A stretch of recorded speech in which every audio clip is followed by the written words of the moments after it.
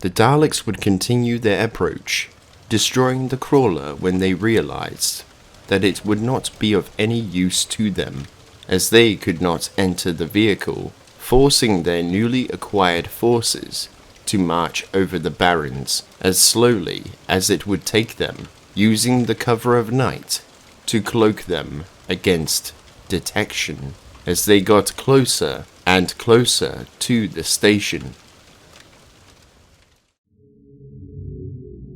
The entire station, excluding a few guards, would be sound asleep, with some screaming in the night from the constant visions deriving from the marker's influence.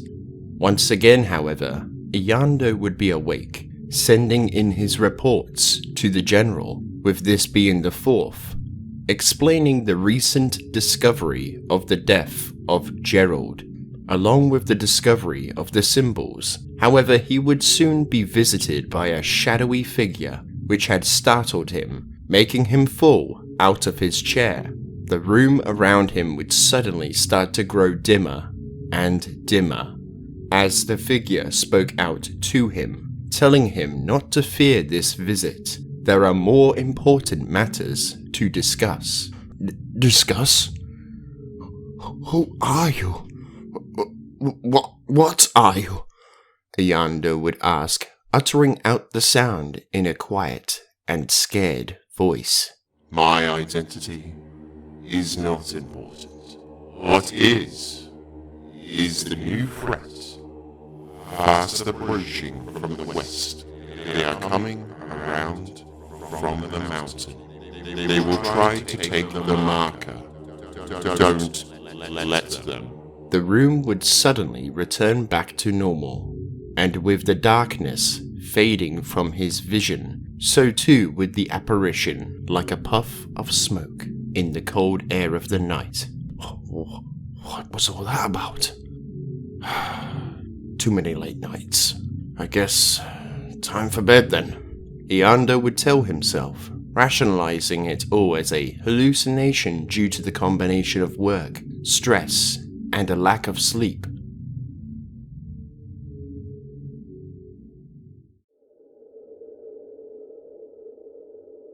Within the early hours of the morning, the Daleks would successfully make it into the station, with their agents showing them to a nice, quiet spot out of the way. The northern warehouse, where they may not be disturbed, while the next step in their plan would be to begin to prosper. Noticing the sleeping occupants, the Daleks would be primed to kill all of the people inside. Seal the exits. I obey. Exterminate. Exterminate.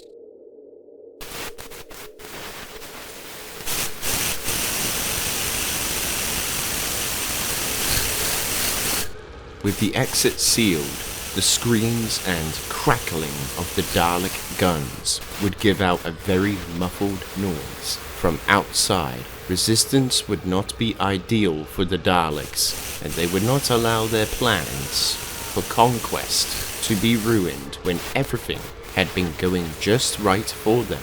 The occupants would awaken to the gun sprays and the screams, seeing these miniature tank-like shells attacking them.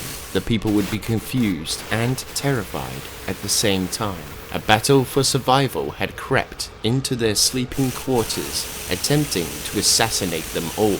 They would attempt to use what they could to fight back, but with no weapons and only surveying gear, along with some other non-lethal equipment lying around. They were no match for the might of the Daleks, as this really wasn't a battle, as it was more of a massacre. The Daleks would make sure that that was the last of the humans, sending their agents to search the rest of the warehouse as they make their preparations to their new working environment. Within the head office of the station manager, Iando would walk in to talk to him about the recent events with the surveyors. "Sir, I need to talk to you about the crash of the shuttle and the death of a Mr. Gerald Smith." The manager would turn to meet his gaze while holding a smoking cigar. "Ah, yes, Doctor. The death was very much unexpected, but how may I help you?" Iando would then ask, "Well, how could this be possible? Were there not guards on the perimeter of the station?" The manager would turn away before saying, "Oh, come now, Doctor. There hasn't been any hostile activity on this planet. Can I help it if my guards go grab a coffee as they patrol the quiet planet side? I would imagine that those guards should be doing their jobs. Someone has died in a very horrific death. I expect the team that recovered the body will need to be transported off-world for therapy," Iando would say angrily. "Oh, well, Doctor, should the guards not allow the surveyors to do their jobs? They knew the risks when they departed," the manager would explain. "I'll have to report this complication to the general later on," Iando would reluctantly state. "Well, good day to you, Doctor," the manager would say to him as Iando walked off into the surrounding corridors.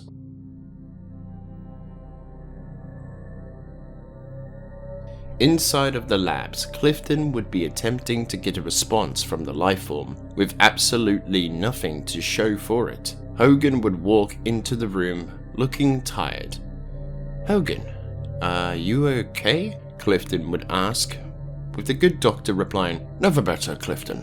He would walk as he talked, moving closer to the life-form-like blob. "Has there been any news on our friend here?" Hogan would ask, while waving his hand near to the life-form, when Clifton would say, "No, Hogan, the bath had no effect on it overnight.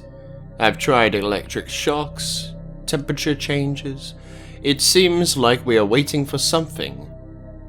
"Wait, what the?" Suddenly, the life-form snapped into action, with a small ripple-like animation taking place. "Why is it doing that?" Hogan would ask while whipping his hand away from it, back to his side, holding his hips as he leaned closer to it, with Clifton responding, "I don't know. How about we take a closer look?" Clifton would take the specimen and place it under a microscope, allowing them to bear witness to what had caused the sudden activity. "Look there. There was something that wasn't there before," Clifton spoke as they watched it over the monitor. "Are those skin cells?" Hogan would ask. Clifton would suddenly reply, "It appears so." "Your hand! Did you wash them before coming in here?" With Hogan responding with, "No, I was eager to meet our new friend here." "Could I have shed off some dead skin?" "Yes, that's it. This organism, it's recombinative," Clifton would remark. Hogan says, "Recombinative? You mean it's going to do something with my skin?" Clifton would say to him, "Yes, perhaps absorb the dirt and other minerals from the cells, then what's left will be used in another way. This is incredibly fascinating. Oh, we need to inform Iando. He should be here to revel in our discovery." At this time, however, Iando would be heading back to his quarters to add the terrible news to his new report, when he would hear a notification coming from Hogan informing him of the discovery that requires his attention. He would let out a breath before turning around and heading to the labs while thinking, This had better be worth it.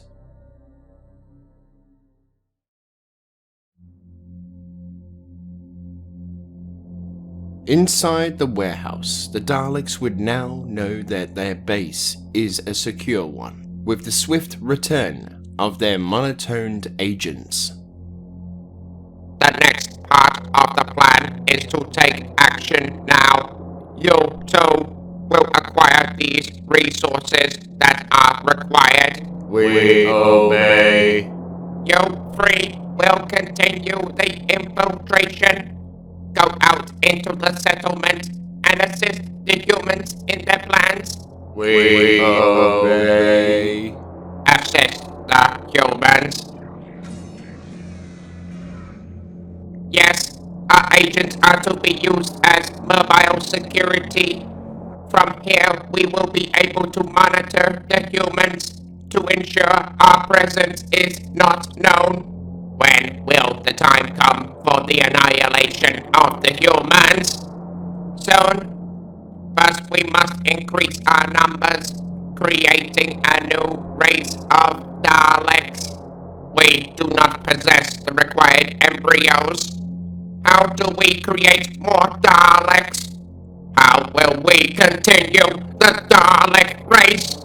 The humans spoke of scientists within this settlement. Perhaps they may be used in a way that is not the Dalek way. We must remain pure. Yes, we must. However, we must increase our numbers. The humans are a means to an end. We must take on new concepts to survive. The only ones to be converted to our cause will be the ones that possess the necessary intelligence required. You will make the necessary preparations. Obey. I obey. You will find these intelligent humans and bring them to be scanned. I obey.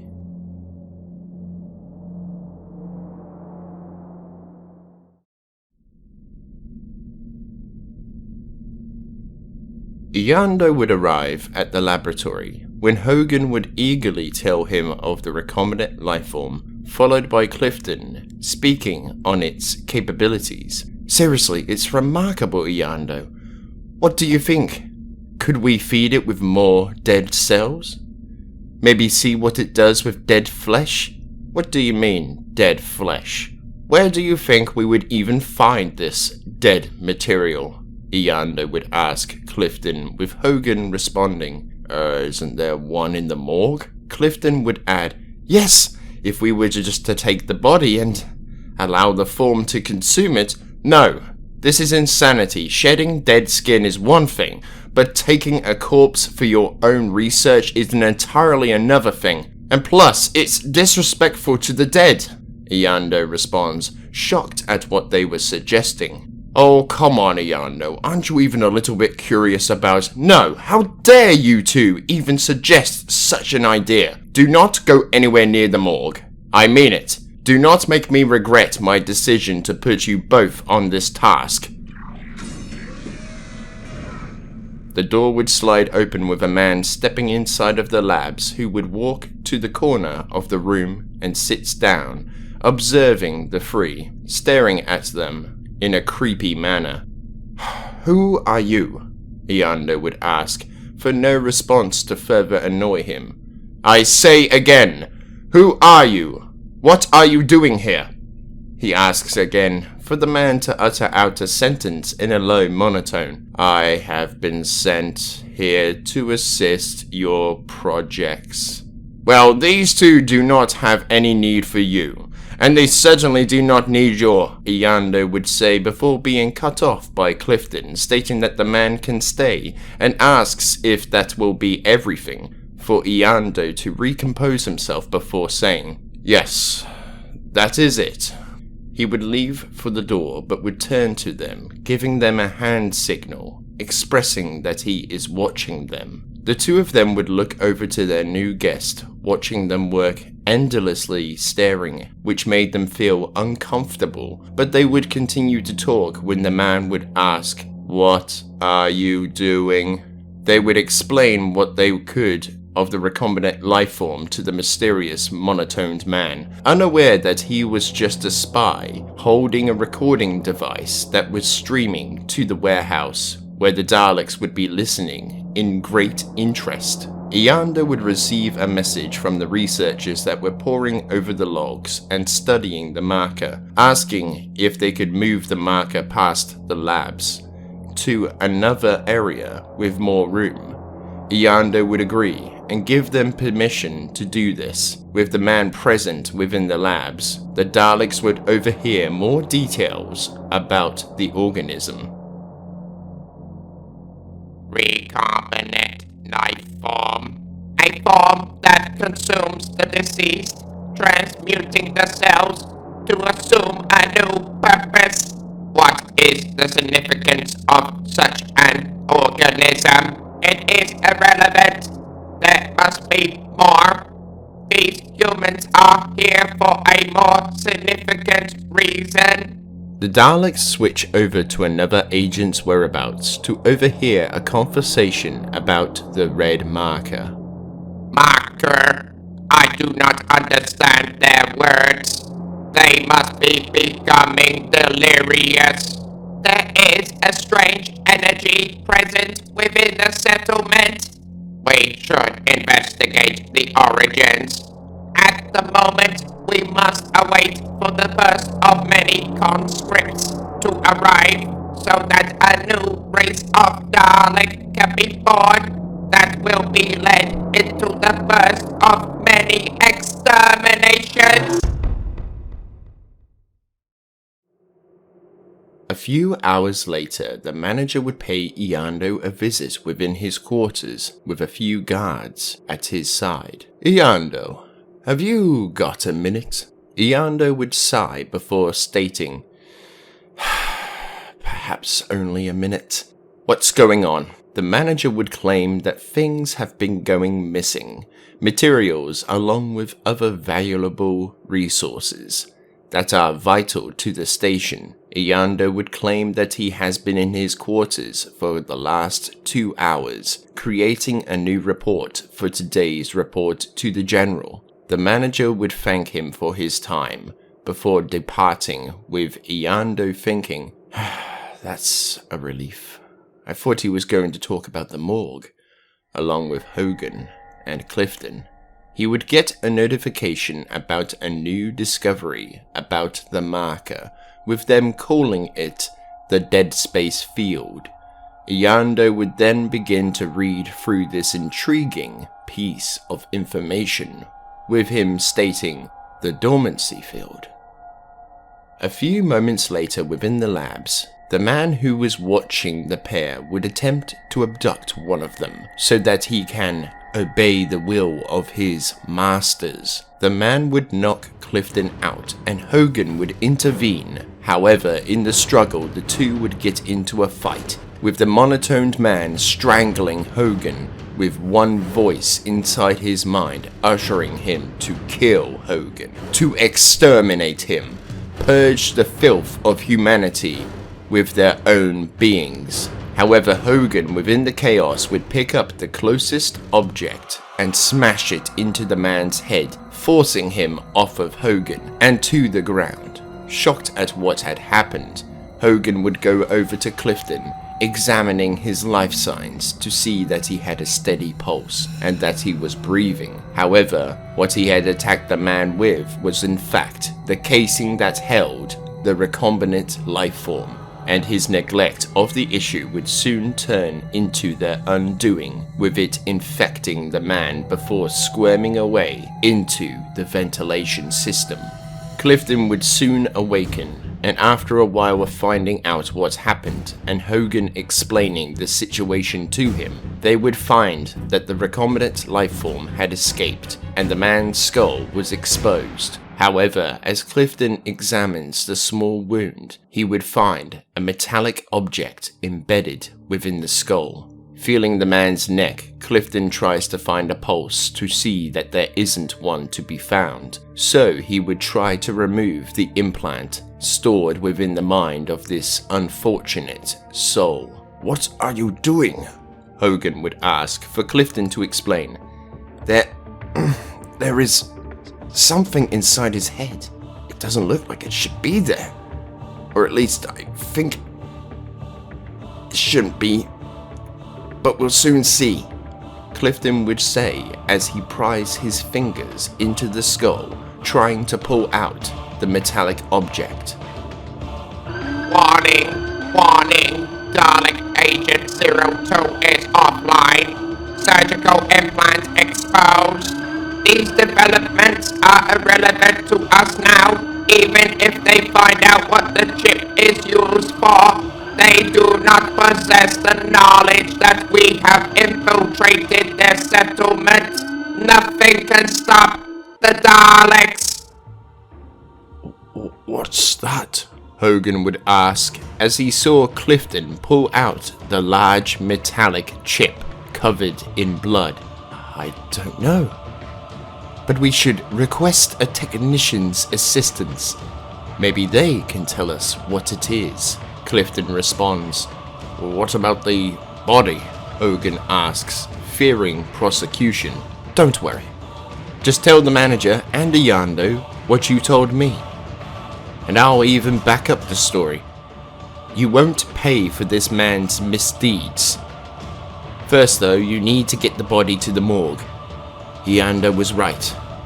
The dead do deserve to be respected, no matter what they have done, Clifton says before putting the chip into his pocket and helps Hogan to lift the body onto a stretcher bed so that they may take the body to the morgue, which will prove to be the worst place to store it, which they would soon come to know the folly of their research into the life they created in the awakening of the marker.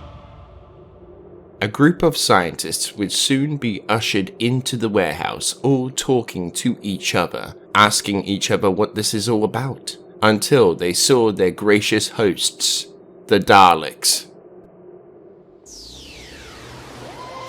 All humans have been processed.